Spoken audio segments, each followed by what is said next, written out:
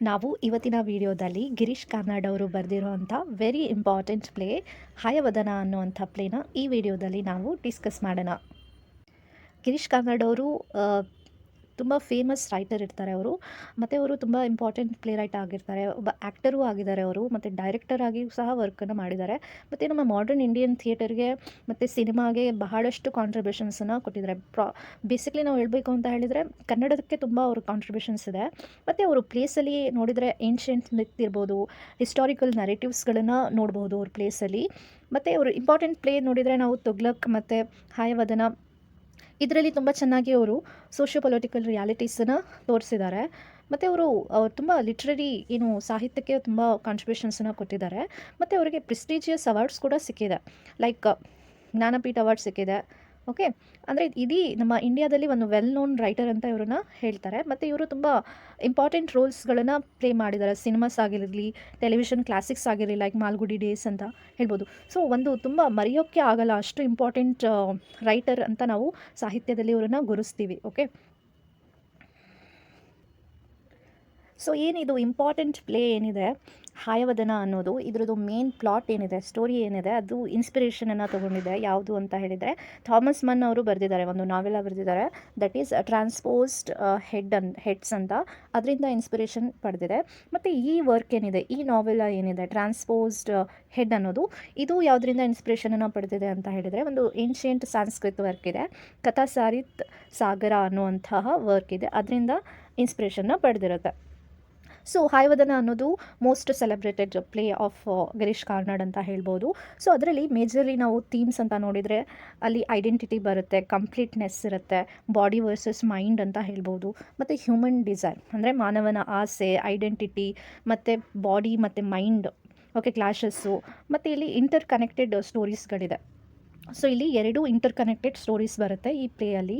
ಒಂದು story of Devadatta, Kapila and Padmini ಅನ್ನೋದು ಒಂದು ಸ್ಟೋರಿ. ನೆಕ್ಸ್ಟ್ ಇನ್ನೊಂದು ಅಂದರೆ ಸ್ಟೋರಿ ಆಫ್ ಹಾಯವದನ ಅಂತ. ಸೊ ಅವನು ಈ ಮ್ಯಾನ್ ಇರ್ತಾನೆ, ಮತ್ತು ಅವನ ಹೆಡ್ ಏನಾಗಿರುತ್ತೆ, ಹಾರ್ಸ್, ಕುದುರೆ ತಲೆ ಆಗಿರುತ್ತೆ. ಮನುಷ್ಯನ ಬಾಡಿ ಇರುತ್ತೆ, ಕುದುರೆ ತಲೆ ಇರುತ್ತೆ, ಅದಕ್ಕೆ ಅವ್ನಿಗೇನಂತಿದ್ದಾರೆ ಹಾಯವದನ ಅಂತ ಹೇಳ್ತಾರೆ. ಸೊ ಈ ಎರಡೂ ಸ್ಟೋರಿ ಏನು ಅಂತ ಹೇಳಿದರೆ ಸರ್ಚ್ ಫಾರ್ ಪರ್ಫೆಕ್ಷನ್ಸ್ ಅಂದರೆ ಪರಿಪೂರ್ಣತೆ, ಅಂದರೆ ಪರ್ಫೆಕ್ಷನ್ ಬೇಕು ಅಂತ ಈ ಎರಡೂ ಸ್ಟೋರೀಸ್ಗಳಿರುತ್ತೆ, ಪರ್ಫೆಕ್ಷನ್ಸ್ಗೋಸ್ಕರ ಹೋರಾಟ ಮಾಡ್ತಾ ಇರ್ತಾರೆ ಈ ಪ್ಲೇಯಲ್ಲಿ. ಸೊ ನೆಕ್ಸ್ಟ್ ಸ್ಟೋರಿನ ಬನ್ನಿ ಡಿಸ್ಕಸ್ ಮಾಡೋಣ. ಸೊ ಸ್ಟೋರಿ ಬಿಗಿನ್ ಆಗುತ್ತೆ, ಪ್ಲೇ ಓಪನ್ಸ್. ಸೊ ಒಂದು ಸ್ಟೋರಿ ಯಾವ ರೀತಿ ಓಪನ್ ಆಗುತ್ತೆ ಅಂದರೆ, ಪ್ಲೇ ಯಾವ ರೀತಿ ಓಪನ್ ಆಗುತ್ತೆ ಅಂದರೆ, ಲಾರ್ಡ್ ಗಣೇಶ ಇರ್ತಾರೆ, ಅವರಿಗೆ ಪ್ರೇಯರನ್ನು ಪೂಜೆ ಮಾಡ್ತಾ ಇರ್ತಾರೆ. ಆ ಪೂಜೆಯಿಂದ ಪ್ಲೇ ಏನಾಗುತ್ತೆ, ಸ್ಟಾರ್ಟ್ ಆಗುತ್ತೆ. ಸೊ ಲಾರ್ಡ್ ಗಣೇಶ ಅಂತ ಎಲ್ಲರಿಗೂ ಗೊತ್ತೇ ಇರುತ್ತೆ, ಎಲಿಫೆಂಟ್ ಹೆಡ್ ಇರುತ್ತೆ. ಓಕೆ, ಅವರೇ ಸಿಂಬಲೈಸ್ ಮಾಡುತ್ತೆ ಕಾಂಬಿನೇಷನ್ ಆಫ್ ಡಿಫ್ರೆಂಟ್ ಫಾರ್ಮ್ ಅಂತ ಇಲ್ಲಿ ಹೇಳ್ಬೋದು.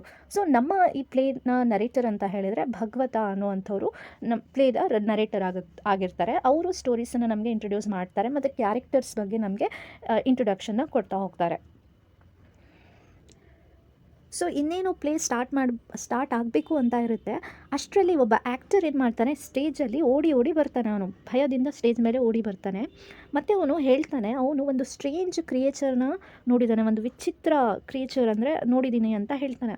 ಏನಂತ ಹೇಳಿದ್ರೆ ಅವನ ತಲೆ ಹಾರ್ಸಿಂದಿದೆ, ಅಂದರೆ ಕುದುರೆ ತಲೆ ಇದೆ, ಮನುಷ್ಯನ ಬಾಡಿ ಇದೆ, ಅದನ್ನು ನಾನು ನೋಡಿದೆ ಅಂತ, ಕ್ರಿಯೇಚರ್ನ ನಾನು ನೋಡಿದೆ ಅಂತ ಅವನು ಹೇಳ್ತಾನೆ. ಅಷ್ಟರಲ್ಲಿ ಆ ಕ್ರಿಯೇಚರ್ ಏನಿರುತ್ತೆ ಸ್ಟೇಜ್ ಮೇಲೆ ಬಂದು ಇಂಟ್ರಡ್ಯೂಸ್ ಮಾಡುತ್ತೆ. ಏನಂತ ಹೇಳಿದರೆ ನಾನು ಹಾಯವದನ ಅಂತ ಅದು ಇಂಟ್ರಡ್ಯೂಸ್ ಮಾಡುತ್ತೆ. ಹಾಯವದನ ಹೇಳುತ್ತೆ, ಎಕ್ಸ್ಪ್ಲೈನ್ ಮಾಡುತ್ತೆ, ಅವನು ನೈದರ್ ಫುಲ್ಲಿ ಮ್ಯಾನ್ ಅಂದರೆ ಕಂಪ್ಲೀಟು ಮನುಷ್ಯನೂ ಅಲ್ಲ, ಈ ಕಡೆ ಕಂಪ್ಲೀಟು ಕುದುರೆನೂ ಆಗಿರಲ್ಲ ಅವನು. ಸೊ ಅವನ ಪ್ರಾಬ್ಲಮನ್ನು ಹೇಳ್ಕೊತಾನೆ. ಮತ್ತು ಅವನಿಗೆ ಸಜೆಸ್ಟ್ ಮಾಡ್ತಾರೆ, ಅಂದರೆ ಕಂಪ್ಲೀಟ್ ಅವನ ಆಸೆ ಏನಾಗಿರುತ್ತೆ, ಕಂಪ್ಲೀಟ್ ಹ್ಯೂಮನ್ ಬೀಯಿಂಗ್ ಆಗಬೇಕು ಅಂತ ಆಸೆ ಇರುತ್ತೆ. ಅದಕ್ಕೆ ಅವನು ಗಾಡೆಸಸ್ ಕಾಳಿ, ಓಕೆ, ಗಾಡೆಸಸ್ ದೇವತೆ ಇರ್ತಾಳೆ ಕಾಳಿ ಅನ್ನೋರು, ಅವರಿಗೆ ಪೂಜೆ ಮಾಡಬೇಕು ಅಂತ ಅವನು ಕೇಳ್ಕೊತಾನೆ, ಅಂದರೆ ವಿಶ್ ಮಾಡ್ತಾನೆ, ಪ್ರೇಯರ್ ಮಾಡ್ತಾನೆ ಅನ್ನೋದು ಇಲ್ಲಿ ಈ ಪ್ಲೇಯರ್ನಲ್ಲಿ ನೋಡ್ಬೋದು. ಈ ಹಯವದನ ಸ್ಟೋರಿ ಇದೆ, ಅವನ ಪ್ರಾಬ್ಲಮ್ ಏನಿದೆ, ಅದೇ ನಮ್ಮ ಸ್ಟೋರಿ, ನಮ್ಮ ಪ್ಲೇ ಏನಿದೆ ಅದಕ್ಕೆ ಒಂದು ಪ್ಯಾರಲಲ್ ಆಗಿ, ಒಂದು ಇಂಪಾರ್ಟೆಂಟ್ ಪ್ಲಾಟ್ ಆಗಿ ವರ್ಕ್ ಮಾಡುತ್ತೆ ಈ ಪ್ಲೇಯಲ್ಲಿ ಅಂತ ಹೇಳ್ಬೋದು. ಸೊ ನಮ್ಮ ಪ್ಲೇನ ನರೇಟರ್ ಏನಿದೆ ಭಗವತ ಅವರು ಇಂಟ್ರಡ್ಯೂಸ್ ಮಾಡ್ತಾರೆ. ಸೊ ಕ್ಯಾರೆಕ್ಟರ್ಸನ್ನು ಇಂಟ್ರೊಡ್ಯೂಸ್ ಮಾಡ್ತಾರೆ. ಇಲ್ಲಿ 2 ಕ್ಲೋಸ್ ಫ್ರೆಂಡ್ಸನ್ನು ಅವರು ಇಂಟ್ರೊಡ್ಯೂಸ್ ಮಾಡ್ತಾರೆ. ಫಸ್ಟ್ ಯಾರು ಅಂತ ಹೇಳಿದರೆ ದೇವದತ್ತ ಅನ್ನೋರು. ಇವರು ಸನ್ ಆಫ್ ಬ್ರಾಹ್ಮಿನ್ ಆಗಿರ್ತಾರೆ. ಅವ್ರ ತಂದೆ ಬ್ರಾಹ್ಮಿನ್ ಆಗಿರ್ತಾರೆ.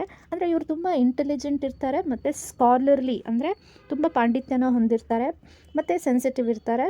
ರೆಪ್ರೆಸೆಂಟ್ ಮೈಂಡ್ ಆ್ಯಂಡ್ ಇಂಟೆಲೆಕ್ಟ್ ಅಂತ ಹೇಳ್ಬೋದು. ಬುದ್ಧಿಶಕ್ತಿನ ತೋರಿಸ್ತಾರೆ ಇವರು. ಓಕೆ, ಸೊ ಇಲ್ಲಿ ನೆಕ್ಸ್ಟ್ ಇಂಪಾರ್ಟೆಂಟ್ ಕ್ಯಾರೆಕ್ಟರ್ ಅಂದರೆ ಕಪಿಲ. ಸೊ ಕಪಿಲ ಏನಾಗಿರ್ತಾರೆ, ಅವರು ಬ್ಲ್ಯಾಕ್ ಸ್ಮಿತ್, ಅವ್ರ ತಂದೆ ಬ್ಲ್ಯಾಕ್ ಸ್ಮಿತ್ ಆಗಿರ್ತಾರೆ. ಬ್ಲ್ಯಾಕ್ ಸ್ಮಿತ್ ಅಂತ ಹೇಳಿದರೆ ಕಮ್ಮಾರ ಅಂತ. So is a son of A black Smith. ಅವನು ತುಂಬ ಸ್ಟ್ರಾಂಗ್ ಇರ್ತಾನೆ, ಹ್ಯಾಂಡ್ಸಮ್ ಇರ್ತಾನೆ, ನೋಡೋದಕ್ಕೆ ಎನರ್ಜೆಟಿಕ್ ಇರ್ತಾನೆ, ಪ್ರಾಕ್ಟಿಕಲ್ ಇರ್ತಾನೆ, ಮಸಲ್ಸ್ ಬಿಲ್ಡ್ ಮಾಡಿರ್ತಾನೆ, ಬಾಡಿಲಿ ತುಂಬ ಸ್ಟ್ರಾಂಗ್ ಇರ್ತಾನೆ, ಫಿಸಿಕಲಿ ಸ್ಟ್ರೆಂತ್ ಇರುತ್ತೆ ಅವನದು ಅಂತ ಹೇಳ್ಬೋದು. ಸೊ ಇಷ್ಟೆಲ್ಲ ಇವರಿಬ್ಬರಿಗೂ ಡಿಫ್ರೆನ್ಸ್ ಇದ್ರೂ ಸಹ ಅವರಿಬ್ಬರು ಒಂದು ಡೀಪ್ ಫ್ರೆಂಡ್ಶಿಪ್ ಅಂದರೆ ತುಂಬ ಕ್ಲೋಸ್ ಫ್ರೆಂಡ್ ಆಗಿರ್ತಾರೆ. ಸೊ ನೆಕ್ಸ್ಟ್ ಏನಾಗುತ್ತೆ ಅಂದರೆ ದೇವದತ್ತ ಏನಿರ್ತಾನೆ, he falls in love. Okay, Devadatta ಪದ್ಮಿನಿನ ನೋಡ್ತಾರೆ. ಸೊ ಈ ಪ್ಲೇನ ಹೀರೋಯಿನ್ ಅಂತ ಹೇಳ್ಬೋದು. ಓಕೆ, ದೇವದತ್ತ ಪದ್ಮಿನಿಗೆ ನೋಡಿದ ತಕ್ಷಣವೇ ಪ್ರೀತಿಸೋದಕ್ಕೆ ಸ್ಟಾರ್ಟ್ ಮಾಡಿಬಿಡ್ತಾರೆ. ಹಿ ಫೆಲ್ ಇನ್ ಲವ್. ಸೊ ಅವಳು ತುಂಬ ಬ್ಯೂಟಿಫುಲ್ ಆಗಿರ್ತಾಳೆ ಆ್ಯಂಡ್ ತುಂಬ ಇಂಟೆಲಿಜೆಂಟ್ ವುಮೆನ್ ಆಗಿರ್ತಾರೆ. ಸೊ ಅವ್ನು ತುಂಬ ಡೀಪ್ಲಿ ಅಟ್ರಾಕ್ಟೆಡ್ ಆಗಿರ್ತಾನೆ ಅವಳಿಗೆ. ಓಕೆ, ಸೊ ಇದನ್ನು ಕಪಿಲಾಗೆ ಹೇಳ್ತಾನೆ ಅವನು.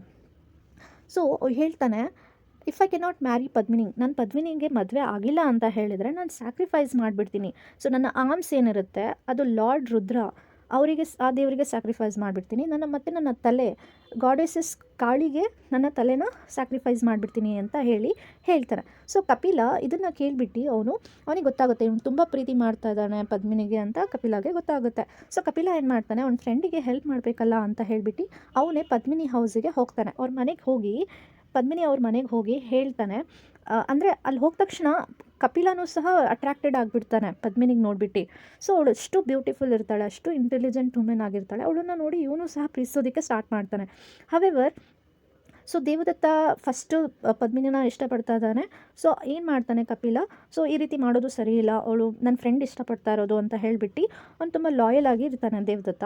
ಸೊ ಏನು ಮಾಡ್ತಾನೆ, ಪದ್ಮಿನಿಗೆ ಪ್ರಪೋಸ್ ಮಾಡ್ತಾನೆ. ಅವ್ನ ಫ್ರೆಂಡ್ ಕಡೆಯಿಂದ ಪ್ರಪೋಸ್ ಮಾಡ್ತಾನೆ. ಏನಂತ ಹೇಳಿದರೆ, ದೇವದತ್ತ ನಿನ್ನ ತುಂಬ ಇಷ್ಟಪಡ್ತಾ ಇದ್ದಾನೆ ಅಂತ ಹೇಳಿ ಪದ್ಮಿನಿಗೆ ಹೇಳ್ತಾನೆ. ಪದ್ಮಿನಿ ಆ ಪ್ರಪೋಸಲ್ನ ಒಪ್ಕೊಳ್ತಾಳೆ. ಸೊ ಫೈನಲಿ ಮ್ಯಾರೇಜ್ ಆಗುತ್ತೆ. Devadatta Padmini get married. ಅವರಿಬ್ಬರು ಮದುವೆ ಆಗ್ತಾರೆ. ಮದುವೆ ನಂತರ ಏನಾಗುತ್ತೆ, ಕಪಿಲ ಅವ್ರ ಕ್ಲೋಸ್ ಫ್ರೆಂಡ್ ಆಗಿ ಅವ್ರ ಜೊತೆಯಲ್ಲಿ ಇರೋದಕ್ಕೆ ಅವನು ಸ್ಟಾರ್ಟ್ ಮಾಡ್ತಾನೆ. ಪದ್ಮಿನಿ ಅಡ್ಮೈರ್ ಮಾಡ್ತಿರ್ತಾಳೆ ಕಪಿಲ. ಸೊ ಅವ್ನ ಸ್ಟ್ರೆಂತು, ಅವ್ನ ಫಿಸಿಕಲ್ ಸ್ಟ್ರೆಂತ್ ಇರ್ಬೋದು, ಮ್ಯಾಸ್ಕುಲಿನಿಟಿ ಇರ್ಬೋದು, ತುಂಬ ಫಿಸಿಕಲಿ ತುಂಬ ಫಿಟ್ ಇರ್ತಾನೆ ಕಪಿಲ. ಸೊ ಪದ್ಮಿನಿ ಯಾವಾಗಲೂ ಅವನ ಬಗ್ಗೆನೇ ಹೇಳ್ತಾ ಇರ್ತಾಳೆ. ಸೊ ಇದನ್ನು ಕೇಳಿಬಿಟ್ಟು ದೇವದತ್ತನಿಗೆ ತುಂಬ ಫುಲ್ ಒಂಥರ ಜಲಸ್ ಆಗ್ತಾ ಇರುತ್ತೆ. ಅಂದರೆ ಅವಳು ತುಂಬ ಅಟ್ರಾಕ್ಟೆಡ್ ಆಗಿದ್ದಾಳೆ ಕಪಿಲಾಗೆ ಅಂತ ಗೊತ್ತಾಗ್ಬಿಟ್ಟು ದೇವದತ್ತನಿಗೆ ತುಂಬ ಜಲಸ್ ಆಗ್ತಾ ಇರುತ್ತೆ. ಮತ್ತು ಪದ್ಮಿನಿ ದೇವದತ್ತನ ಇಷ್ಟಪಟ್ಟಿದ್ರೂ ಸಹ, ಆದರೆ ಅವಳು ತುಂಬ ಅಟ್ರಾಕ್ಟೆಡ್ ಆಗಿರೋದು ಕಪಿಲ ಫಿಸಿಕಲ್ ಬ್ಯೂಟಿಗೆ. ಸೊ ಏನು ದೈಹಿಕ ಸೌಂದರ್ಯ ಇದೆ, ಅದರಿಂದ ಅವಳು ತುಂಬ ಅಟ್ರಾಕ್ಟೆಡ್ ಆಗಿಬಿಟ್ಟಿದ್ದಾಳೆ. ಸೊ ಇದೇನಾಯಿತು ಅಂದರೆ ಒಂದು ಎಮೋಷ್ನಲ್ ಟೆನ್ಷನ್ ಸ್ಟಾರ್ಟ್ ಆಗುತ್ತೆ ಅವರಲ್ಲಿ. ಒಂದು ಎಮೋಷ್ನಲ್ ಟ್ರಯಾಂಗಲ್ ಅಂದರೆ ಒಂದು ಎಮೋಷ್ನಲ್ ಟೆನ್ಷನ್ ಆಗಿರುತ್ತೆ. ಅವ್ರ ಮಧ್ಯದಲ್ಲಿ ಎಮೋಷ್ನಲ್ ಟೆನ್ಷನ್ ಆಗುತ್ತೆ. ಮತ್ತು ಇದೊಂದು ಕೈಂಡ್ ಆಫ್ ಜಲಸ್ ಆಗ್ತಾ ಇರುತ್ತೆ ಯಾರಿಗೆ, ದೇವದತ್ತನಿಗೆ. ನೆಕ್ಸ್ಟ್ ಅವರು ಜರ್ನಿ ಸ್ಟಾರ್ಟ್ ಮಾಡ್ತಾರೆ, ಉಜ್ಜಯಿನಿಗೆ ಹೋಗ್ತಾ ಇರ್ತಾರೆ. ಆ ಟೈಮಲ್ಲಿ ಪದ್ಮಿನಿ ಆಲ್ರೆಡಿ ಪ್ರೆಗ್ನೆಂಟ್ ಆಗಿರ್ತಾಳೆ. ಓಕೆ, ಅವ್ರು 3 ಜನನೂ ಸೇರಿ ಉಜ್ಜಯಿನಿಗೆ ಹೋಗ್ತಾರೆ. ಜರ್ನಿಯಲ್ಲಿ ಪದ್ಮಿನಿ ಓಪನ್ ಆಗಿ ಹೇಳ್ತಾಳೆ, ಪ್ರೇಸಸ್ ಮಾಡ್ತಾಳೆ, ಕಪಿಲ ಎಷ್ಟು ಫಿಸಿಕಲಿ ಫಿಟ್ ಇದ್ದಾನೆ, ಫಿಸಿಕಲಿ ಎಷ್ಟು ಅಟ್ರಾಕ್ಟಿವ್ ಇದ್ದಾನೆ ಅಂತ ಪದ್ಮಿನಿ ಓಪನ್ ಆಗಿ ಹೇಳ್ತಾ ಇರ್ತಾಳೆ. ಅದು ದೇವದತ್ತನಿಗೆ ತುಂಬ ಇನ್ಸೆಕ್ಯೂರ್ ಫೀಲ್ ಮಾಡ್ತಾ ಇರುತ್ತೆ, ತುಂಬ ಸಸ್ಪಿಷಿಯಸ್ ಫೀಲ್ ಮಾಡ್ತಾ ಇರುತ್ತೆ. ಅಟ್ ದ ಸೇಮ್ ಟೈಮ್ ಅವನಿಗೆ ಫುಲ್ ಜಲಸ್ ಆಗ್ತಾ ಇರುತ್ತೆ. ಸೊ ಫೈನಲಿ ಅವರು ಟೆಂಪಲಿಗೆ ಬರ್ತಾರೆ. Okay, so finally they reach the temple, that is Kali and Rudra ಅನ್ನೋ ಏನು ದೇವರಿರ್ತಾರೆ, ಅವರು ಟೆಂಪಲಿಗೆ ಬರ್ತಾರೆ. ಸೊ ದೇವದತ್ತ ಒಂದು ಮಾತನ್ನು ಹೇಳಿರ್ತಾನೆ, ಅದನ್ನು ಒಂದು ಅಥವಾ ಪ್ರಾಮಿಸ್ ಮಾಡಿರ್ತಾನೆ. ಇನ್ ಕೇಸ್ ಪದ್ಮಿನಿ ನನ್ನನ್ನು ಬಿಟ್ಟು ಬೇರೆ ಯಾರಿಗಾದರೂ ಇಷ್ಟಪಟ್ಟಿದ್ರೆ ನಾನೇನು ಮಾಡ್ತೀನಿ, ನನ್ನ ಹೆಡ್ ಮತ್ತು ಆರ್ಮನ್ನ ಸ್ಯಾಕ್ರಿಫೈಸ್ ಮಾಡ್ತೀನಿ ಅಂತ ಅವ್ನು ಹೇಳಿರ್ತಾನೆ ಅಲ್ವಾ. ಸೊ ಅದಕ್ಕೆ ಇವಾಗ ಏನು ಮಾಡ್ತಾನೆ ಅಂದರೆ, ದೇವದತ್ತ ಟೆಂಪಲಲ್ಲಿ cuts off his own head, ಅವನ ತಲೆನ ಕತ್ತರಿಸ್ಕೊಂಡು ಬಿಡ್ತಾನೆ. ಸೊ ಇಷ್ಟರಲ್ಲಿ ಕಪಿಲ ದೇವದತ್ತನ ಹುಡ್ಕೊಂಡು ಬರ್ತಾನೆ. ಅಲ್ಲಿ ಹುಡ್ಕೊಂಡು ಬಂದರೆ ಆ ಟೆಂಪಲಲ್ಲಿ ದೇವದತ್ತ ಹೆಡ್ಲೆಸ್ ಬಾಡಿ, ಅಂದರೆ ತಲೆನೇ ಇರಲ್ಲ, ಬಾಡಿ ಬರೀ ತಲೆ ಒಂದು ಕಡೆ ಬಾಡಿ ಒಂದು ಕಡೆ ಆಗಿಬಿಟ್ಟಿರುತ್ತೆ ದೇವದತ್ತದ್ದು. ಸೊ ಅದನ್ನು ನೋಡಿಬಿಟ್ಟು ಕಪಿಲನಿಗೆ ತುಂಬ ಭಯ ಸ್ಟಾರ್ಟ್ ಆಗುತ್ತೆ, ತುಂಬ ಶಾಕ್ ಆಗುತ್ತೆ. ಸೊ ಅವನೇನು ಅಂದ್ಕೊಳ್ತಾನಂದರೆ, ಎಲ್ಲಿ ಭಯದಿಂದ ಏನಾಗುತ್ತೆ ಅಂದರೆ, ಎಲ್ಲಿ ಬೇರೆಯವ್ರು ನನ್ನನ್ನು ಅಕ್ಯೂಸ್ ಮಾಡ್ತಾರೆ, ನಾನೇ ಅವನಿಗೆ ಸಾಯಿಸಿದ್ದೀನಿ ಅಂತ ಅಂದ್ಕೊಳ್ತಾರೋ ಏನೋ ಅಂತ ಹೇಳಿಬಿಟ್ಟು ಅವನು ಅದಕ್ಕೋಸ್ಕರ ಅವ್ನ ಫ್ರೆಂಡ್ ಸತ್ತು ಹೋಗ್ಬಿಟ್ಟಿದ್ದಾನಲ್ಲ ಅಂತ ಹೇಳಿಬಿಟ್ಟು ಏನು ಮಾಡಿಬಿಡ್ತಾನೆ ಅವನು, ಕಪಿಲನೂ ಸಹ ಏನು ಮಾಡಿಬಿಡ್ತಾನೆ, cut off his own head, ಅವನ ತಲೆನ ಅವನೇ ಕತ್ತರಿಸ್ಕೊಂಡ್ಬಿಡ್ತಾನೆ. ಸೊ ನೆಕ್ಸ್ಟ್ ಏನಾಗುತ್ತೆ ಅಂದರೆ ಪದ್ಮಿನಿ ಟೆಂಪಲ್ಗೆ ಬರ್ತಾಳೆ. ಅವಳು ಬಂದ ತಕ್ಷಣ ಈ ಇಬ್ಬರು ಡೆಡ್ ಬಾಡೀಸನ್ನ ನೋಡ್ತಾಳೆ. ಓಕೆ, ಸೊ ಇಬ್ಬರದು ಒಂದು ತಲೆ ಒಂದು ಕಡೆ, ಬಾಡಿ ಒಂದು ಕಡೆ ಆಗಿಬಿಟ್ಟಿರುತ್ತೆ. ಸೊ ಅವಳಿಗೆ ಫುಲ್ ಶಾಕ್ ಆಗಿಬಿಡುತ್ತೆ, ಡಿಸ್ಪೈರ್ ಆಗಿಬಿಡುತ್ತೆ, ದುಃಖ ಆಗ್ತಾ ಇರುತ್ತೆ. ಅವಳು ಏನು ಮಾಡ್ತಾಳೆ ಅಂದರೆ ಅವಳು ಸೂಸೈಡ್ ಕಮಿಟ್ ಮಾಡೋದಕ್ಕೆ ಟ್ರೈ ಮಾಡ್ತಾಳೆ. ಓಕೆ, ಆತ್ಮಹತ್ಯೆ ಮಾಡೋದಕ್ಕೆ ಟ್ರೈ ಮಾಡ್ತಾಳೆ. ಅದೇ ಟೈಮಲ್ಲಿ ಗಾಡೆಸಸ್ ಕಾಳಿ ಅಪಿಯರ್ಸ್, ಅಂದರೆ ಏನು ದೇವತೆ ಇರ್ತಾಳೆ, ಕಾಳಿ ದೇವತೆ, ಅವರು ಬಂದುಬಿಡ್ತಾರೆ. ಹೇಳ್ತಾರೆ, ಆ ದೇವತೆ ಹೇಳುತ್ತೆ, place the heads back on their body, ಅವ್ರ ತಲೆ ಏನು ಅವ್ರ ತಲೆ ಇದೆ ಆ ಬಾಡಿಗೆ ಮತ್ತೆ ಹೋಗಿ ಅಲ್ಲಿ ಅಟ್ಯಾಚ್ ಮಾಡಿಬಿಡು ಅಂತ ಹೇಳುತ್ತೆ. ಸೊ ಮತ್ತೆ ಅವರು ಜೀವಂತ ಆಗ್ತಾರೆ ಅಂತ ದೇವತೆ ಹೇಳುತ್ತೆ. ಸೊ ಇವಳು ಎಕ್ಸೈಟ್ಮೆಂಟಲ್ಲಿ ಕನ್ಫ್ಯೂಸ್ ಆಗಿಬಿಡ್ತಾಳೆ.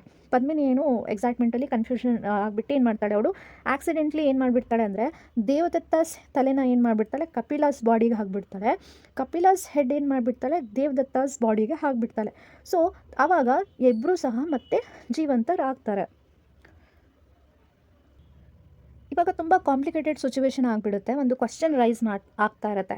ಇವಾಗ ಹೂ ಈಸ್ ಪದ್ಮಿನಿಸ್ ಹಸ್ಬೆಂಡ್, ಹಾಗಾದರೆ ಪದ್ಮಿನಿ ಹಸ್ಬೆಂಡ್ ಇವಾಗ ಯಾರು ಅಂತ ಕ್ವಶನ್ ಬರ್ತಾ ಇರುತ್ತೆ. So who is Padmini's real husband, the man with Devadatta's head, ಏನು ಬಾಡಿ ತಲೆ ಏನಿದೆ, ದೇವದತ್ತಾಸ್ ತಲೆ ಏನಿದೆ ಕಪಿಲಾಸ್ ಬಾಡಿಯಲ್ಲಿದೆ, ಅವನು ಅವ್ರ ಗಂಡ ಆಗ್ತಾನಾ ಇಲ್ವಾ? ದೆನ್ ಹೂ ಈಸ್ ಲೈಕ್ ಮತ್ತು ದೇವದತ್ತಾಸ್ ಬಾಡಿ ಅಥವಾ ದೇವದತ್ತಾಸ್ ತಲೆನಾ? ಸೊ ಈ ಥರ ಕ್ವಶನ್ಸ್ ಬರ್ತಾ ಇರುತ್ತೆ. ಸೊ ಒರಿಜಿನಲಿ ಯಾರು ಅಂತ ಬರುತ್ತೆ ಕ್ವಶನ್ಸ್. ಸೊ ಒಬ್ಬ ವೈಸ್ ಸೇಜ್ ಇರ್ತಾನೆ. ಓಕೆ, ಒಂದು ಸನ್ಯಾಸಿ ಅಂತ ಹೇಳ್ಬೋದು, ತುಂಬ ಜ್ಞಾನಿ ಅಥವಾ ತುಂಬ ಬುದ್ಧಿವಂತ ಸನ್ಯಾಸಿ ಹೇಳ್ತಾನೆ. So head is the seat of identity. So ತಲೆಯಿಂದನೇ ನಾವು ಮನುಷ್ಯನಿಗೆ ಗುರುತಿಸ್ತೀವಿ ಅಲ್ವಾ? So that is the identity ಅಂತ ಹೇಳ್ತಾನೆ. ಸೊ ಅದಕ್ಕೆ man with Devadatta's head, okay, ಏನಿದ್ದಾನೆ ಇವಾಗ ಈ ಮ್ಯಾನ್ ಏನಿದ್ದಾನೆ, ದೇವದತ್ತಾಸ್ ತಲೆ ಏನಿದೆ, ಅವನೇ ನಿಜವಾದ ಪದ್ಮಿನಿಸ್ ಹಸ್ಬೆಂಡ್ ಆಗ್ತಾನೆ ಅಂತ ಇಲ್ಲಿ ಹೇಳ್ತಾನೆ. ಸೊ ಕಪಿಲಾಸ್ ಬಾಡಿ ಏನಿದೆ ಮತ್ತು ಅವ್ನ ದೇವದತ್ತಾಸ್ ತಲೆ ಏನಿದೆ, ಅವನೇ ಇವಾಗ ಪದ್ಮಿನಿಸ್ ಗಂಡ ಆಗ್ತಾನೆ ಅಂತ ಇಲ್ಲಿ ಹೇಳ್ತಾರೆ. ಸೊ ಅದು ಡಿಸಿಷನ್ ಆದಮೇಲೆ ಪದ್ಮಿನಿ ರಿಟರ್ನ್ ಟು ಹೋಮ್, ಅವಳು ಮನೆಗೆ ಹೋಗ್ತಾಳೆ. ಮತ್ತು ಕಪಿಲ ಏನಾಗ್ತಾನೆ ಅಂದರೆ ಅವನು ಫಾರೆಸ್ಟಲ್ಲಿ ಇರೋದಕ್ಕೆ ಸ್ಟಾರ್ಟ್ ಮಾಡ್ತಾನೆ. ಸೊ ಇವಾಗ life after the exchange. So ಇವಾಗ ಪದ್ಮಿನಿ ಇನಿಷಿಯಲಿ ತುಂಬ ಡಿಲೈಟೆಡ್ ಫೀಲ್ ಆಗ್ತಿರ್ತಾಳೆ. ಅಂದರೆ ಅವಳಿಗೆ ತುಂಬ ಖುಷಿ ಆಗ್ತಾ ಇರುತ್ತೆ. ಯಾಕೆ ಅಂದರೆ ಅವಳು ಅಂದ್ಕೊಳ್ತಾ ಇದ್ಲು, ತುಂಬ ಬುದ್ಧಿವಂತ ಹಸ್ಬೆಂಡ್, ತುಂಬ ಬುದ್ಧಿವಂತನೂ ಇರಬೇಕು, ಬಾಡಿನೂ ತುಂಬ ಸ್ಟ್ರಾಂಗ್ ಇರಬೇಕು ಅಂತ ಅವಳು ಆಸೆ ಪಡ್ತಾ ಇದ್ಲಲ್ವ. ಸೊ ಅವಳು ಆಸೆ ರೀತಿಯೇ ಇವಾಗ ಆಗಿದೆ. ಸೊ ಅವಳು ಅದಕ್ಕೆ ತುಂಬ ಖುಷಿಯಾಗಿರ್ತಾ ಇದ್ಲು. ಆದರೆ ಅವಳು ಪರ್ಫೆಕ್ಟ್ ಹಸ್ಬೆಂಡ್ ಸಿಕ್ಕಿದ್ದಾನೆ ಅಂತ ಅವಳು ತುಂಬ ಖುಷಿಯಾಗಿರ್ತಾಳೆ. ಬಟ್ ಓವರ್ ಟೈಮ್ ಆದಂಗೆ ಏನಾಗುತ್ತೆ ಅಂದರೆ ದೇವದತ್ತಾಸ್ ಬಾಡಿ ಏನಾಗುತ್ತೆ, ತುಂಬ ಮೊದಲೇ ಥರ ಅವ್ನ ಬಾಡಿ ಇರುತ್ತಲ್ಲ, ಸೊ ಅದೇ ರೀತಿ ಆಗೋದಕ್ಕೆ ಸ್ಟಾರ್ಟ್ ಆಗುತ್ತೆ. ತುಂಬ ವೀಕ್ ಆಗೋದು, ತುಂಬ ಓಲ್ಡ್ ಆಗೋದು ಸ್ಟಾರ್ಟ್ ಆಗುತ್ತೆ. ಮತ್ತು ಅವ್ನ ಕಪಿಲಾಸ್ ಬಾಡಿ ಏನಿರುತ್ತೆ gradually loses his strength. Okay, Devadatta ಹೇಗೆ ಅವ್ನ ಬಾಡಿ ಇತ್ತೋ ಅದೇ ರೀತಿ ಕಪಿಲಾಸ್ ಬಾಡಿನೂ ಆಗಿಬಿಡುತ್ತೆ. ಸೊ ಒರಿಜಿನಲ್ ಅವನು ದೇವದತ್ತ ಹೇಗಿದ್ನೋ ಹಾಗೆ ಅವನು ರಿಟರ್ನ್ ಆಗಿಬಿಡ್ತಾನೆ. ಸೊ ಇಲ್ಲಿ ಹೇಳುತ್ತೆ, ಸೊ ಮೈಂಡ್ ಮತ್ತು ಬಾಡಿ ಕೆನಾಟ್ ರಿಮೇನ್ ಸಪ್ರೇಟೆಡ್ ಅನ್ನೋದು ಒಂದು ಮಾತನ್ನು ಇಲ್ಲಿ ಹೇಳ್ತಾರೆ. ಸೊ ಇವಾಗ ಪದ್ಮಿನಿಗೆ ಇವಾಗ ದೇವದತ್ತ ಮೊದಲ ಥರ ಆಗಿಬಿಟ್ಟಿದ್ದಾನೆ, ಓಲ್ಡ್ ಬಾಡಿ ಆಗಿಬಿಟ್ಟಿದೆ. ಸೊ ಅದರಲ್ಲಿ ಏನು ಅವಳಿಗೆ ಅಟ್ರಾಕ್ಷನ್ ಏನೂ ಇಲ್ಲ. ಸೊ ಇವಳಿಗೆ ಬೇಜಾರಾಗಿಬಿಡುತ್ತೆ. ಮತ್ತೆ ಏನು ಮಾಡ್ತಾಳೆ ಅಂದರೆ ಪದ್ಮಿನಿ ಫಾರೆಸ್ಟಿಗೆ ಹೋಗ್ತಾಳೆ. ಅಲ್ಲಿ ಕಪಿಲ ಸಿಗ್ತಾನೆ ಅವನಿಗೆ. Okay, again she meet Kapila there. So ತುಂಬ ವರ್ಷಗಳಾದ್ರೂ ಸಹ ಅವಳು ಕಪಿಲನಿಗೆ ಮರ್ತಿರಲ್ಲ. ಓಕೆ, ಅವಳು ಟ್ರಾವೆಲ್ ಮಾಡ್ತಾಳೆ ಫಾರೆಸ್ಟಲ್ಲಿ, ಮತ್ತು ಅಲ್ಲಿ ಕಪಿಲ ಅವಳಿಗೆ ಸಿಗ್ತಾನೆ.